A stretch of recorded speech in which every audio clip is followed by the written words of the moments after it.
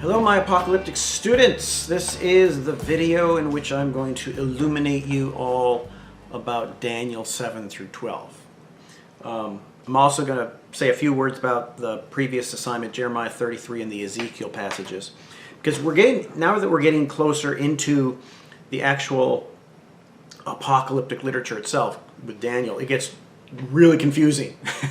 And to perfectly explain it all within probably a half hour is probably too much to ask, but I'm going to try to outline for you some of the basic things that you should be aware of to try to wrestle with it. These are passages, especially the Daniel stuff and the Ezekiel stuff, these are passages that scholars and Christians and theologians for thousands of years have wrestled with. So it's really complicated, so don't freak out if you don't feel you understand it all. In a lot of ways, nobody does perfectly understand it all. It's really hard to understand.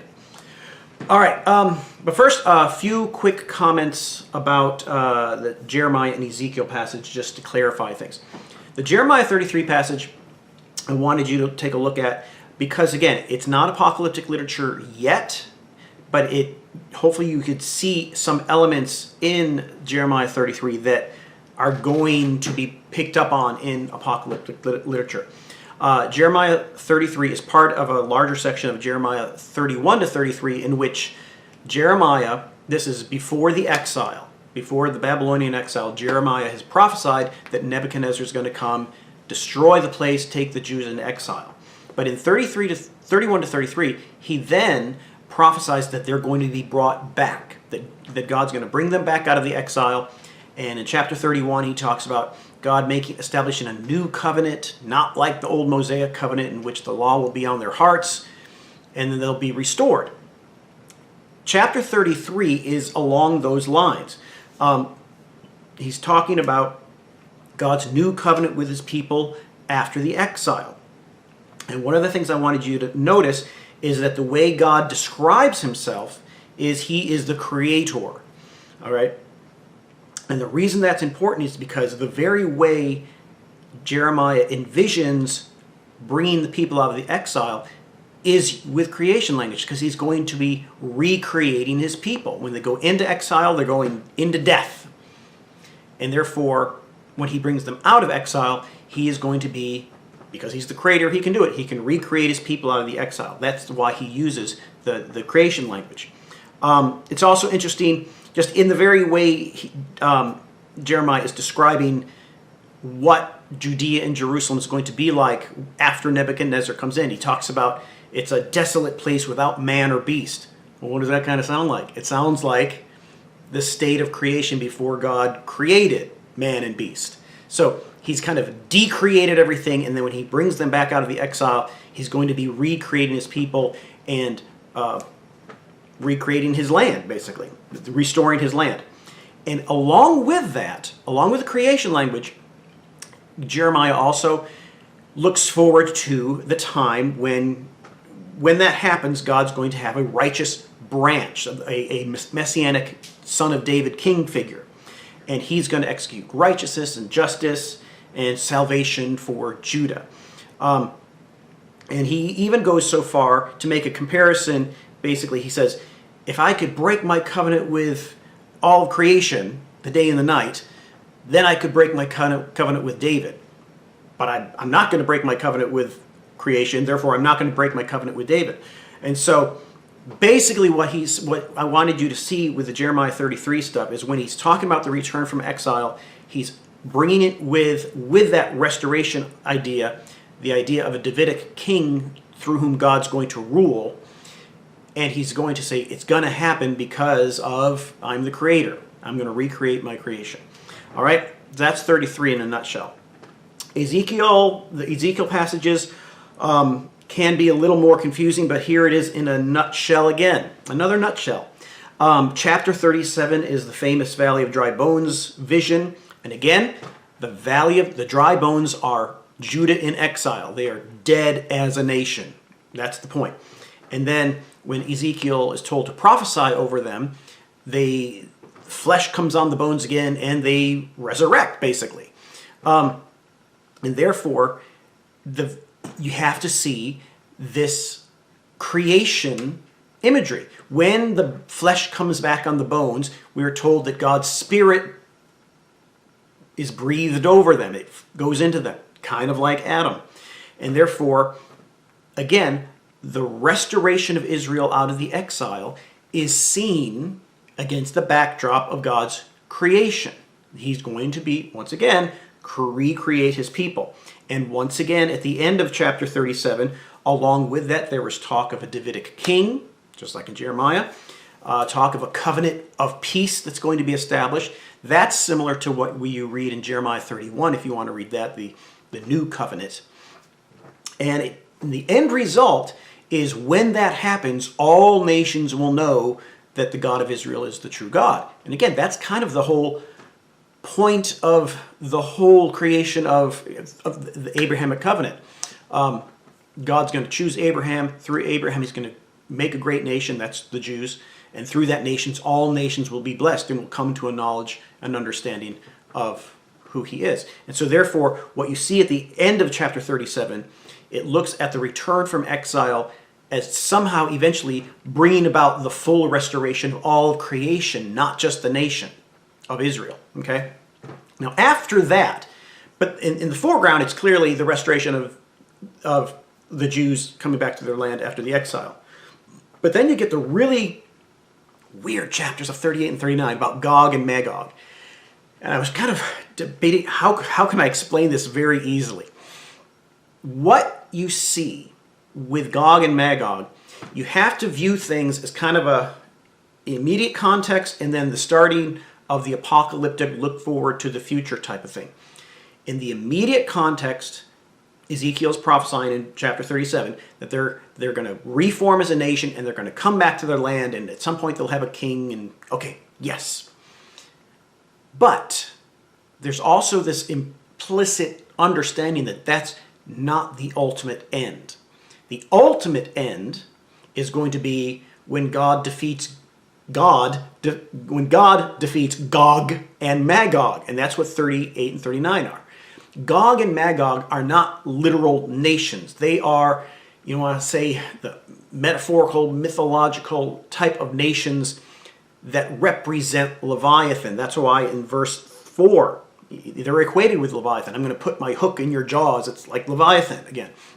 And therefore, what you see going on in 38 and 39 is an apocalyptic picture, or almost an apocalyptic. It's not quite apocalyptic literature, but we'll just say apocalyptic picture of God eventually dealing with the ultimate forces of chaos and evil. And when that happens, then his full new creation will fully come to be. And so what you see is the restoration of the Jews from the exile in 539 BC, and their restoration to the land, is seen as a microcosm and a foreshadowing of God's ultimate restoration of all of creation when he defeats the forces of evil for good. If you see that kind of those two lenses, the immediate thing is Israel coming out of the Babylonian exile to their land, and that foreshadows is a microcosm of God eventually redeeming all of creation and restoring all of creation. Okay? And so everything you get in 38 and 39 is that effect. The very fact that God's wrath is going to come upon Gog and Magog. There's in chapter 38, verse 20, there's decreation language. When you read it, it's like the created order is coming apart. And then when that happens, then all nations will know that God is the true God. Okay, that's Gog and Magog in a nutshell. If you understand that concept, you'll understand what he's talking about. He's not talking about, like if you grew up in a similar situation I did with some end-time prophecy types, they'll say Gog and Magog, they're like the Soviet Union or Communist China. You can't think in those terms. Ezekiel is just, they represent the ultimate evil behind, in the apocalyptic vision, okay? And you'll see this because when we get to the book of Revelation, John references this passage as well. But anyway, so the progress that you see at the end of Ezekiel is chapter 37, the Jews in the Babylonian exile are going to be reformed as a nation, and they're going to come back to the land in history, and they're going to dwell securely for a while. But then, chapter 38 and 39, there is still an end yet to come where God puts an end to sin, to evil, and Gog and Magog forever. Okay? And then after that, what you get in 40 to 48 of Ezekiel is this end time that they call eschatological vision of the new temple and the new land of Israel. Again, you can't take this as literal. It's highly symbolic, which again, we're on the doorstep of full-fledged apocalyptic language. The things you want to note is the dimensions of the temple that he describes is basically, it would take up the entire city of Jerusalem. And that's a symbolic point. Ezekiel's saying when God does away with sin and evil and death for good, Jerusalem, the holy city, will be truly holy. Whereas originally you had the temple, you had the Holy of Holies, then the holy place, and the court, and then the court of the priests, and the court of the Gentiles, the court of all that stuff. There's kind of different gradations of holiness in the temple of Jerusalem in the Old Testament. What Ezekiel's pointing out is when God finally restores all creation, there won't be just one single Holy of Holies place. The entire city of Jerusalem will be holy. Okay? That's the idea. And his division of the land, if you look that up, it's nothing like the tribal boundaries of the land. And again, you can't take this to mean like literal land allotments. The point is, all the people of Israel, everyone who is saved, are going to be dwelling securely in the land as equals. It's an eschatological vision of God's recreation of everything. And one other thing about the temple, the very way it's described, it's very Eden-like. In Genesis 2, the description of Eden, if you understand it in the original context, Eden would have been understood to be like God's holy mountain. And the Garden of Eden would be his holy residence on the mountain. So therefore, in the Old Testament, the temple on Mount Zion would have been seen as kind of an example of that. And so what Ezekiel's doing here, when he's envisioning the future eschatological temple, he's describing it in Eden-like terms. The rivers coming out of Eden to water the whole creation. In Ezekiel's vision, the river is going to come from out of the temple on Mount Zion to water the whole creation as well. It's a recreation vision. Okay. Hopefully that makes sense. Now we're going to turn to Daniel and see if we can make sense of this fairly quickly. All right, there's a lot of stuff going on in Daniel this is not a course on Daniel. We're having one little episode on it. So we're going to have to just focus on what's really need be. Daniel as a whole, the book of Daniel as a whole, there is a question of the historicity of the figure of Daniel. Is he just a literary figure, or was he an actual historical person? And that relates to, is the book of Daniel, was it written in the 2nd or 3rd century BC, which would have been a couple hundred years after the exile, or was it written in the 6th century BC by a historical Daniel of some sort? Now, we can't get into that whole issue, and it's very interesting to study, but ultimately for what we're doing, it's not completely relevant, because we're going to be looking at Daniel 7 through 12, and we're going to be asking, is there an original context to 7 through 12, and how do you interpret it? So whether or not you say there was a historical Daniel who wrote about this in the 6th century BC, or if it's if it's an anonymous author who's writing in the figure of Daniel in 2nd or 3rd century BC, whatever's written in 7 through 12, what is it referring to? That's what we need to figure out. And it is really hard to understand. So what I'm going to do in the next few minutes, I'm going to try to make the argument of how I read it. And if you look at these passages in 7 through 12, you have chapter 7 is a vision, chapter 8 is a vision, chapter 9 is a vision, and then chapters 10 through 12 really are one vision as well. So we got 4 different things that we have to consider. And if you read them closely, you'll see certain things mentioned in chapter 7 that get repeated in chapter 8 that then are repeated again and maybe elaborated on in chapter 9. And then finally, so they all fit together. So you have to really read it closely and probably a couple of times to even start getting the hang of it. But what I think is going on in Daniel 7 through 12, this is full-fledged apocalyptic literature by now. And apocalyptic literature was a phenomena, a genre of the intertestamental period, which lends credibility to that it's a later date.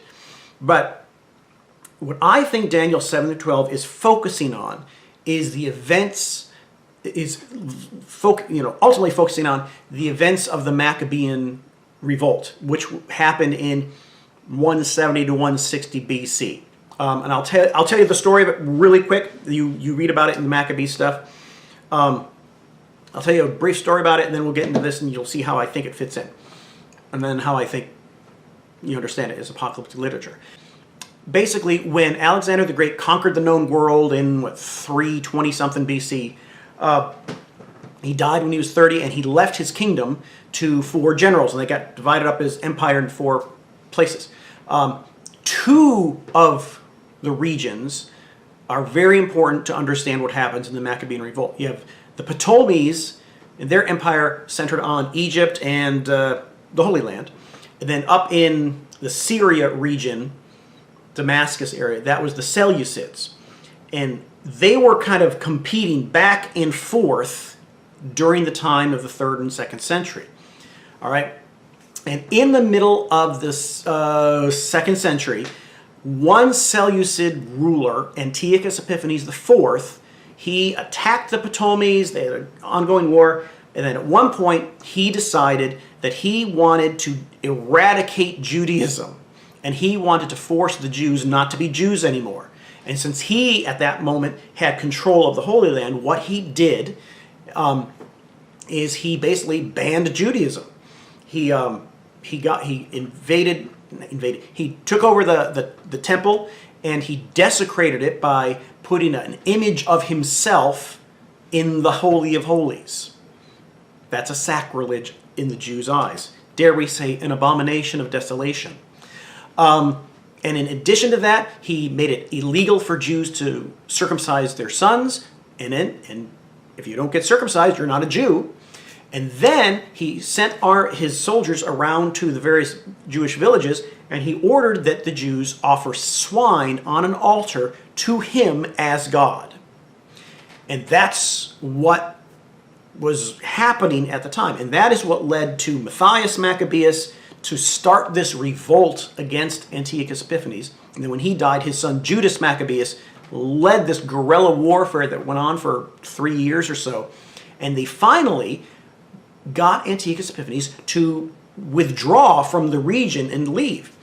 And then to celebrate that, Judas Maccabeus and his followers, they came riding into Jerusalem, being welcomed with palm branches. Does this sound familiar? It's Jesus kind of thing. And what Judas did is they went into Jerusalem, and they went to the temple, and they cleansed the temple, and they got rid of all the desolating images and stuff. And what happened is when they got to the temple, they found out that there was only enough oil for the menorah lamps for maybe a day or so. And miraculously, the oil lasted for, I think, how many days are in Hanukkah? 8 days? 6 days? I forgot. 8 days, I think. And that's the Jewish celebration of Hanukkah. It commemorates that event of the Maccabean revolt. Okay? If you know that event, then when you read Daniel 7 through 12, I think that Daniel 7 through 12 culminates in that event, in an apocalyptic vision of that event. But at the same time, because you've read the apocalyptic literature book thus far, you can't limit it to just that historical event, but it begins there. Now, we'll go through it right now. Having said all that, here we go. Chapter 7 of Daniel. There is the vision of the 4 beasts that come out of the sea. If you're reading this well, you realize the sea represents the sea of chaos. It's the place of evil and sin. So these 4 beasts that come out of the sea, they're bad kingdoms. Okay? And you have the first, second, third, fourth beast. And then that 4th beast has a little horn that comes out of it who speaks boastfully. But then the Ancient of Days God sets up thrones defeats the little horn, and the Son of Man ascends, comes on the clouds of heaven, and is given to rule. That's the vision of Daniel 7. So what the heck does that mean? It all depends on how you interpret the beasts. And there are two basic ways to interpret them. One goes like this. The first beast is Babylon. The second beast is the Medes and the Persians. The third beast is Greece. And then the fourth beast is Rome. And then the little horn is some kind of antichrist figure that's what they use in, the Dispensationalists Left Behind series, Nikolai Carpathia, the antichrist figure. And then the Son of Man coming down the clouds of heaven is Jesus. We think most of the time it's interpreted as the Son of Man coming down the clouds of heaven as Jesus coming back down on the clouds to defeat the Antichrist at the end of time, that kind of thing. There are some problems with that view, and I will articulate them now. First off, the figure of the Son of Man coming down the clouds of heaven, if you read 7, 13, 14, ask yourself what direction the Son of Man is going. I always grew up thinking, coming down the clouds of heaven, it's Jesus' second coming, that way. But when you read it, it's the Son of Man is coming on the clouds of heaven to the Ancient of Days who has set up his thrones. He's going up. It's ascension language. It's, to be clear, this is not about Jesus' future second coming at the end of time. In this context, the Son of Man figure is a messianic figure. But he also represents the saints of the Most High, in the Old Testament, the Jewish people. And the image is of when God defeats the little horn, his people, and the leader, Son of Man figure, they will ascend to heaven, metaphorically speaking, and they will be given the right to rule God's creation.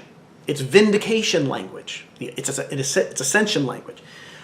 It's not descend language to earth. That leads us to the second way this tends to be interpreted, which I think makes more sense. The first beast is Babylon. The second beast is the Medes, because it was the Medes and the Persians who took over Babylon, and they came in succession. So you have Babylon, the Medes, then the Persians, and then the trampling beast, who tramples all over the place, would be Greece.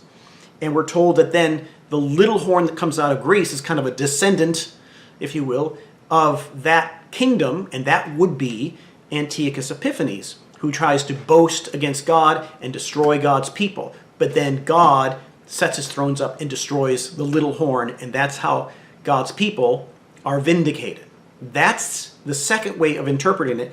And I think when you realize that, and then when you get to what we get in chapters 8, 9, and the rest of it, that little horn keeps coming up with a little more detail, and it points more and more toward this figure of Antiochus Epiphanes and the Maccabean revolt. That's chapter 7, the way I see it. Chapter 8 is actually pretty straightforward. You have another vision. The ram is Persia, we're told that. The goat is Greece, we're told that. And we're told that on the goat there is a great horn. Who would that be? Who is the great leader of the Greek Empire? That would have been Alexander the Great. And then we're told that the great horn is broken off and 4 horns come in its place. When Alexander died, his empire was divided up among his 4 generals. And then from those 4 horns, here we have the little horn again, comes up. That would be Antiochus Epiphanes. And we're told a little bit more about what this little horn does. This little horn, we're told, grows great in the land. He grows up to the host of heaven, which, what does that mean? Like literally growing up into the skies? No, it means he's exalting himself against the gods of the region and against God, Israel as well. He tramples the stars, etc., etc. We're told this little horn overthrows the sanctuary, halts the regular burnt offering, and if you've read all this, it happens, that phrase is mentioned a number of times, and that's what Antiochus Epiphanes did with the temple. He halted the regular burnt offering in the temple. But anyway, this little horn halts the regular burnt offering. There's desolation in the sanctuary for 3.5 years, but then the sanctuary will be restored, and that's where the vision ends. So again, when you take that in connection with what we read in chapter 7, the little horn, and then in connection with what comes later in chapter 9 and then 10 through 12, and then when you consider the historical context of the Maccabean revolt, I think it points to that initial historical event with Antiochus Epiphanes and the Maccabean revolt. So that's chapter 8. Chapter 9 involves Daniel is contemplating the book of Jeremiah. Specifically, it's Jeremiah 25:12, in which Jeremiah prophesies that there will be 70 years of exile before the Jews' restoration. And Daniel is contemplating this, and he has this long prayer that you could read. It's not that hard to understand. And then we're told that Gabriel shows up, and he has news for Daniel.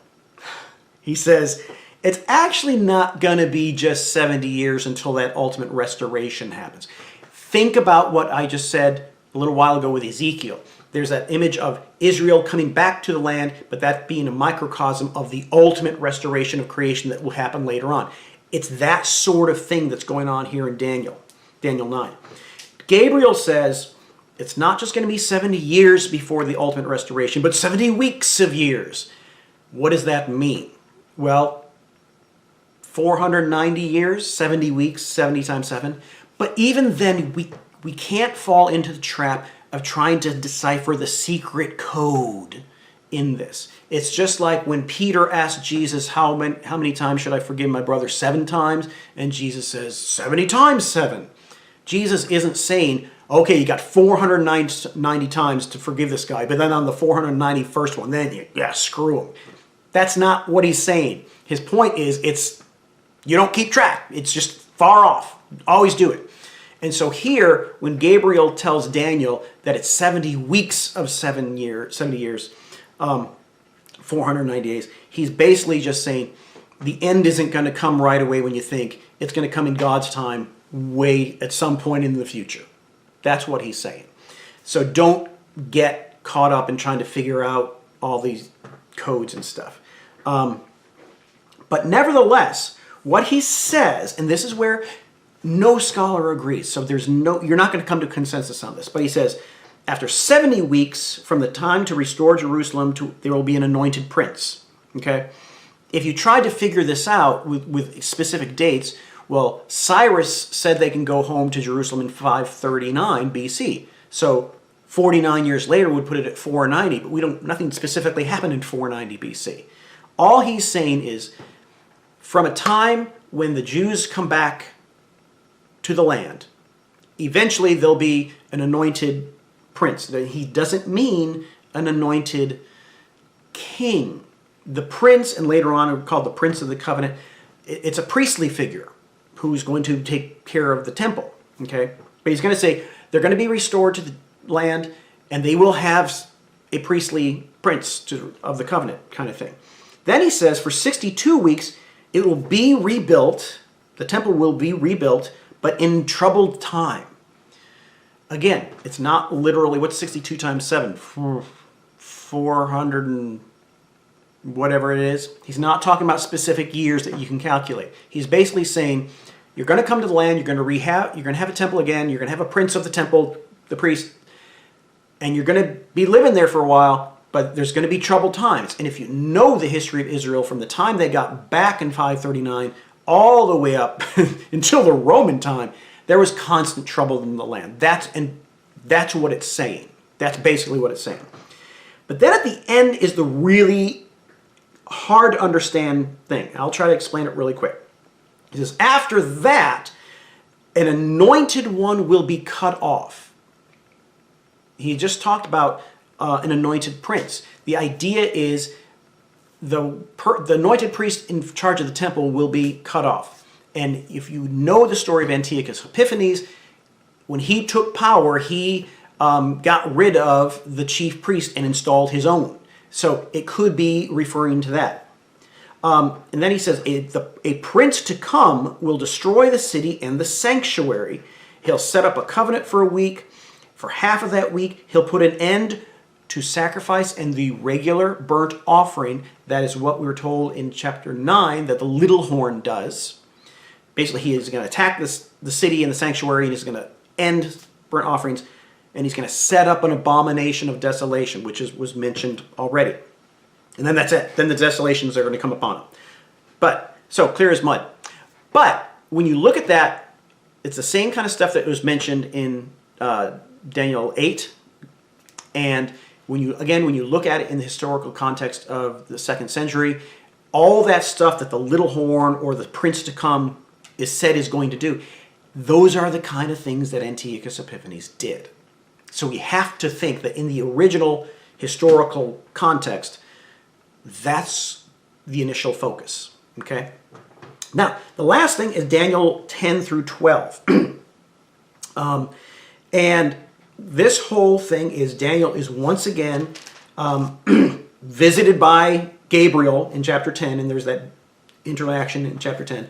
But the key thing is in chapter 11, where Daniel tells him, I'm going to give you some more details about stuff that's to come. And if you read that about the king of the south and the king of the north and attacking, that's really hard to understand. Years ago, when I read 1st and 2nd Maccabees for the first time, I just read this part. And I saw so many connections between the historical events, between the Seleucids and the Ptolemies, between Antiochus Epiphanes and the king of the Ptolemies, various things that go on. I think when you compare the two, again, it is pretty clear that what we are given here in chapter 11 is a description of what had been going on between the Seleucids and the Ptolemies in the 2nd and 3rd centuries, culminating in Antiochus Epiphanes. But in any way, with that case, with all that considered, in 1121, when it talks about a contemptible person will become king who will sweep away armies, and the prince of the covenant, from chapter 9, he'll make an alliance, he'll act deceitfully, he'll plunder the south, he'll be against the holy covenant, verse 28. He's going to attack the south but be repelled. Depends on your translation, by the Kittim or by the coastland peoples, Romans maybe. Then he's going to turn back to the holy covenant, profane the temple, put an end to regular burnt offerings. That's the 3rd time it's mentioned. Put up an abomination of desolation, exalt himself, but he'll eventually come to an end. All that stuff in chapter 11. Again, you should see how that links with what is said at the end of chapter 9 and chapter 8. All these visions are kind of focusing on the same thing. The little horn is the prince to come, is this contemptible person. And all of the stuff that's being described is stuff that was happening with the Maccabean revolt. Now, at the end, now here's where that apocalyptic literature thing happens, and that we read in the book. You can't focus it solely on those historical contexts. The truth that's being conveyed in the apocalyptic literature isn't just for that historical time period. It's relevant to many other time periods in the future. And that's why you get in the New Testament so many times Daniel 7's quoted. You know, they're quoting parts of these passages to apply to Jesus and his encounter with, you know, what was going on with him. And then Revelation uses a lot of stuff in here in Revelation. So they're reusing what's in Daniel 7 through 12 to apply to various other events in their time, but also looking forward to the future ultimate eschatological end as well. But I think we have to root it in the historical situation of 2nd century BC Antiochus Epiphanes stuff. In chapter 12, the last thing, we're told that after all that happens, Michael will arise, and then, and these are important things, the dead will rise, the future resurrection of the dead. It's in the intertestamental period of the Jews, leading into the 1st century, that the idea of a future resurrection really took root among the Jews. If you read most of the Old Testament, it's not mentioned that much. It's alluded to in Ezekiel 37 with the Valley of Dry Bones coming up. Then here. And then that gets us into the New Testament with the resurrection claims of the New Testament. But what you notice here is, in chapter 12, Gabriel tells him that there will be a resurrection, there will be some everlasting life, some everlasting contempt. And then he ends with, from the end of burnt offering until the abomination of desolation, like 3.5 years. roughly that's the time period in which the Antiochus Epiphanes stuff was going on. So that's something to think about. Okay, like I said, there's so much stuff here.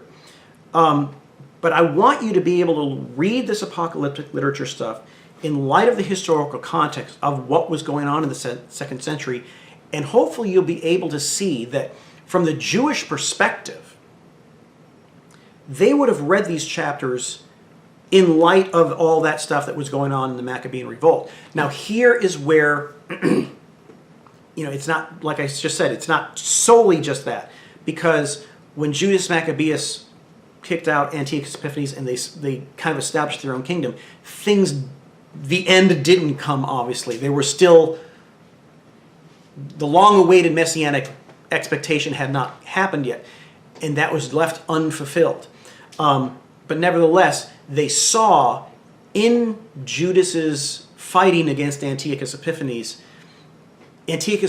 was that incarnation of the sea beast, so to speak, kind of thing. And therefore, they're fighting him is a foreshadowing of that yet to be realized, defeat of Gog and Magog, ultimate recreation of all of God's order.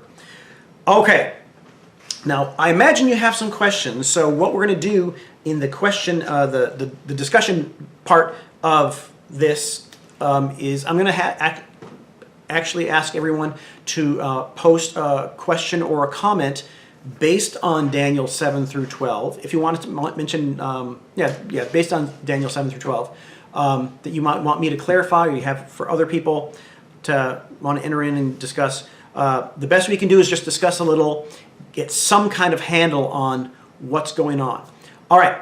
Hope this has not been too confusing. It's a very confusing passage, but hopefully you have a little bit better understanding of it. All right. Bye.